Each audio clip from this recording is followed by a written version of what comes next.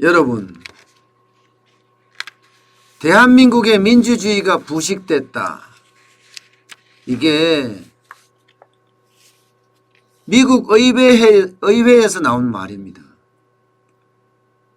톰 렌토스 인권위원회에서 이런 말이 나왔는데, 야, 어떻게 생각하면 진짜 치욕스러운 말이에요. 여러분도 아시지만 민주화 세력들이 지금 권력을 잡고 있습니다. 운동권 세대라고도 이야기하고요. 그런데 미국 인권위원회에서 민주주의가 부식됐다는 말이 나오는 것은 왜일까요? 민주화 세력이 아니라 다른 세력인가요? 저는 이 말을 보면서 진짜 치욕스러웠습니다. 대한민국은 시장경제와 자유민주주의가 기반이 된 나라잖아요. 그런데 자본주의와 자유민주주의가 가장 발달된 미국에서 대한민국의 민주주의는 부식됐다, 이런 말을 들어야 한다는 자체가 치욕이란 뜻이에요. 부끄럽고 창피하다는 이야기입니다. 미국의 인권위원회가 그 대표적인 예를 들은 게 한국의 대북전단법이었어요. 대북전단법.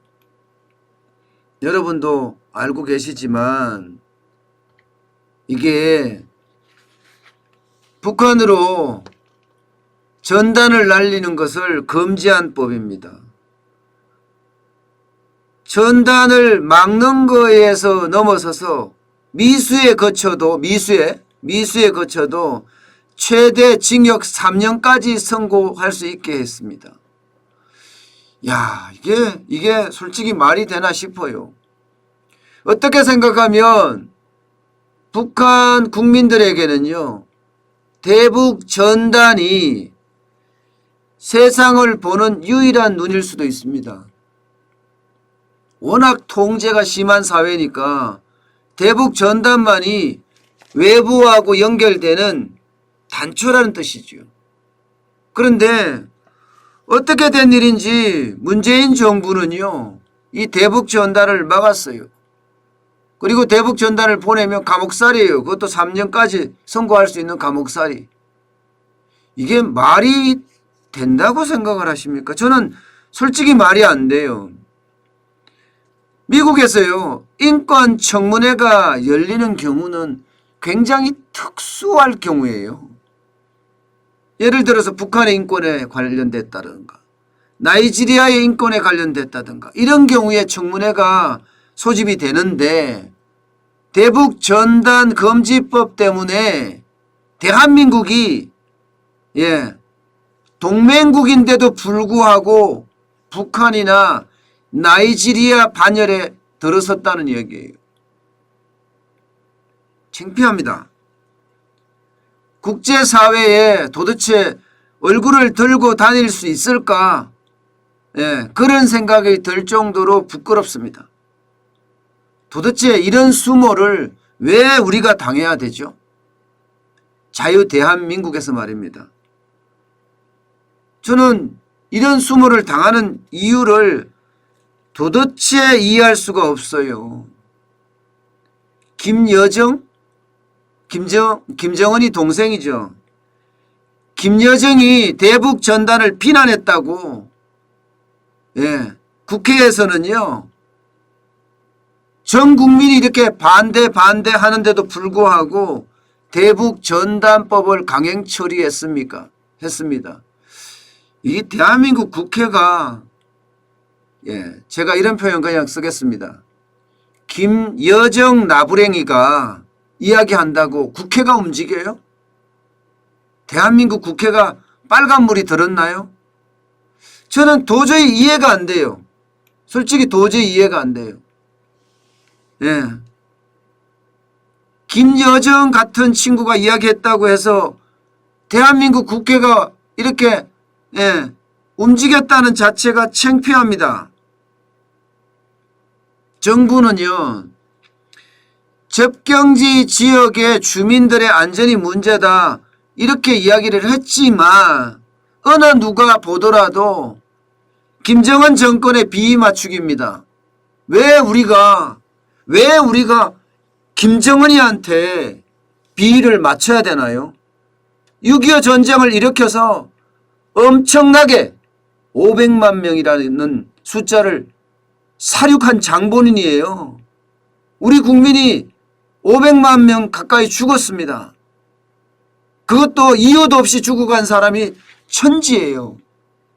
그런데 김정은이 눈치만 보고 있다는 게 이게 솔직히 말이 됩니까? 저는 진짜 말이 안 된다고 생각을 해요. 대한민국이 불쌍합니다. 이런 걸 보면요. 우리 마음은 그렇지 않잖아요. 그런데 왜 그들의 마음은 다를까요? 민족이요? 민족 중요하죠. 우리도 하나가 되고 싶어요. 그러나 하나가 되려면요. 공통분모가 계속 만들어져야 됩니다. 공통분모가 만들어질 때는 대등한 관계라도 좋아요. 저는 우리가 우위라고 생각하지만 대등한 관계까지 인정할게요. 그러면서 대등한 차원에서 민족이 된다면 오케이. 될 수 있습니다. 그런데 여러분 생각을 해보세요. 지금 대등한 관계입니까? 굴욕적인 관계예요. 그냥 머리를 숙이고 조아리고 별짓을 다 한다. 이런 생각이 들 정도입니다. 아이고 진짜 창피합니다. 진짜 창피합니다. 예. 네, 우리 프리덤 세계 시민님 감사합니다. 슈퍼챗. 예. 계속하겠습니다. 진짜 창피해요. 그래서는 안 되거든요. 대한민국은 대한민국다워야 합니다. 1945년에 해방이 되면서 굉장히 혼란스러웠고 그 혼란된 그런 상황에서 대한민국은 대한민국을 지켜냈습니다. 6.25 전쟁에서도 예, 미국의 도움을 받고 유엔의 도움을 받았지만 대한민국을 지켜냈습니다. 그런데 지금 미국 인권위원회에서 대한민국이 거론됐다는 자체가 창피합니다. 대한민국의 대통령은 인권 변호사 출신이에요. 그런데 인권이 어디로 갔나요? 북한의 인권은 중요하고 대한민국의 인권은 중요하지 않나요? 그러면 이 나라는 어느 나라인가요? 대한민국인가요? 아니면 조선민주주의 공화국인가요? 참 답답하네요. 예. 저는 대한민국의 민주주의가 부식됐다는 미국의 인권위원회의 어떤 한마디가 쥐구멍이라도 있으면 들어갈 만큼 창피합니다. 게다가 인권위원회에서는요. 탈북민 인권에서도 굉장히 냉담하다. 예, 이렇게까지 언급을 했습니다. 2019년인가요? 강원도 삼척에서 북한 목선이 나타났습니다. 선원이 2명이었는데 자세한 조사도 없이 그냥 북한으로 돌려보냈습니다. 아니 조사를 해봐야지 이 사람들이 먹고 살기 어려워서 내려왔는지 체제가 불안해서 내려왔는지 돌려보내면 그 사람들 총살이 됐을런지 아니면 땅에 파묻혀서 생매장 됐을런지 아무도 모릅니다. 왜 이렇게 하나요? 여기에다가요. 지난 9월인가요?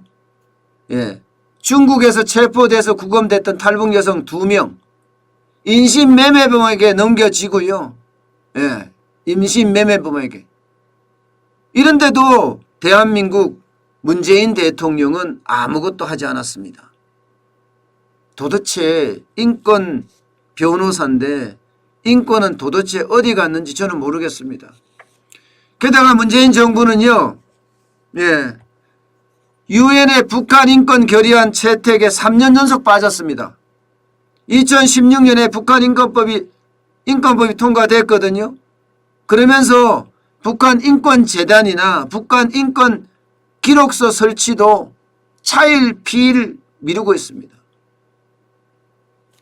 저는 너무 창피합니다. 헌법상으로 보면요. 북한 주민도 대한민국 국민입니다. 1999년에 대한민국 대법원 판례에서도 확인이 됐지만 헌법상에는 분명히 북한 주민도 대한민국 국민이라고요. 그러면 인권은 헌법상에서 보장을 해야 되잖아요. 그런데 이들의 인권을 이토록 무시해도 됩니까? 저는 도대체가 이해할 수가 없어요. 문재인 정부의 인권 경신은요, 도를 넘어서는 것 같아요. 인권 변호사 출신만 뭐예요? 대한민국에서도 이런 일이 버젓이 일어나고 있어요. 북한 인권에 대한 문제만 있는 문제가 아니에요. 예. 대통령 비난 대자보 붙은 거 기억나시죠? 그게 아마 서울대였나요? 20대에게 벌금 내렸습니다. 대한민국 대통령 문재인 대통령에게 신발 던진 50대 기억나시죠? 남성.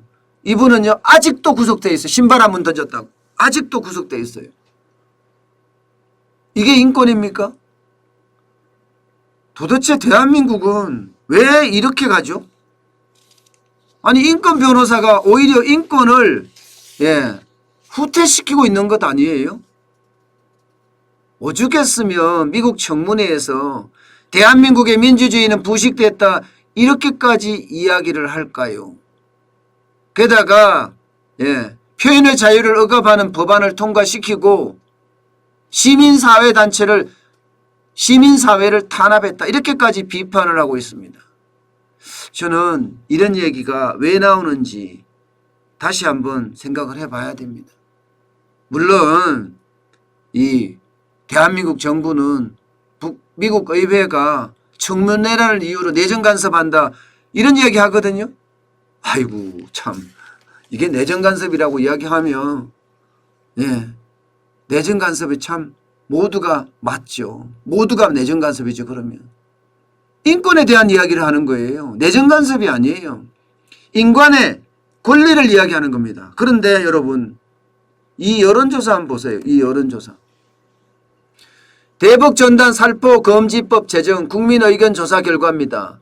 이게 리얼미터가 조사를 했고요. TBS 교통방송이죠. 김어준 있는데 전국 18세 이상 남녀 500명을 대상으로 조사를 했는데 세상에나 뭐 이런 여론조사가 나왔는지 모르겠어요.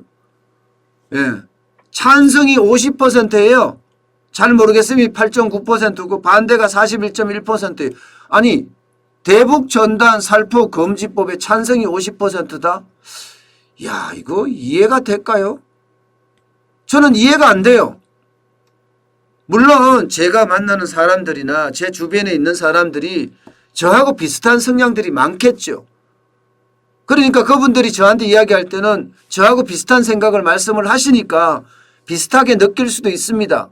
그렇지만 대북전단 살포 금지법에 대해서 50%가 찬성한다는 것은 도저히 동의할 수가 없습니다. 동의할 수가 없어요. 어쩌면 이런 걸 보면요. 여론 조작이다. 저는 이렇게 말씀드릴 수밖에 없는 것 같아요. 이렇게 말씀드릴 수밖에 없는 것 같아요. 그래서 참 안타깝습니다. 네, 우리 신준홍님 제가 선동방송이라고 이야기를 써놓으셨는데 이게 저한테 이야기하시는 이야기가 맞다면 제가 앞뒤를 안 봤으니까요. 저는 선동방송 하지 않습니다. 있는 그대로 이야기합니다. 있는 그대로. 제가 왜 선동방송을 하겠습니까? 선동방송에서 저한테 무슨 이득이 있죠? 저는 선동방송에서 저한테 이득이 있어야지 선동방송을 할 거 아니에요. 저는 선동방송 할 생각 없습니다. 제가 말씀드리고자 하는 것은 사실을 말씀드리고자 하는 거고 그 사실에 대한 전 세계인의 판단 그리고 대한민국 국민들의 판단 그리고 저의 판단을 곁들여서 말씀을 드린 겁니다. 네, 계속하겠습니다. 어쨌든 대북 전단 살포는요. 도저히 묵과할 수 없는 참 묵과할 수 없는 그런 상황이라고 이야기해야 되나요? 진짜 창피하고 또 창피합니다. 미국 의회에서 그것도 인권청문회가 열렸다는 자체가 창피하죠. 단 한 번도 대한민국의 인권의 문제가 거론된 적도 없었을 뿐만 아니라 국제사회에서 대한민국의 이야기가 이렇게까지 나온 건 저는 처음인 것 같아요. 그 정도로 대한민국에 민주주의가 부식됐단 말은 민주주의가 지금 점점 사라지고 있다는 말도 되지 않나요? 부식이란 단어 자체가 어쩌면 민주주의가 아니다. 이런 표현의 완화된 표현일 수도 있습니다. 여러분, 대한민국은 분명히 말씀드리고 또 분명히 하고자 합니다. 자유민주주의가 기반이고요. 그 위에서 시장 경제가 꽃피었기 때문에 대한민국이 전 세계에서 큰 소리 칠 수 있는 나라가 된 거예요. 그런데 자꾸 나라가 뒤로 자꾸 후퇴하고자 하는 걸 보면 어쩌면 너무너무 창피합니다. 절대 그래서는 저는 안 된다고 생각을 합니다. 대한민국은 대한민국다워야 합니다. 대한민국이 대한민국다웠기 때문에 세계에서도 우뚝 선 진짜 대한민국이 된 겁니다. 저는 언제나 그걸 믿습니다.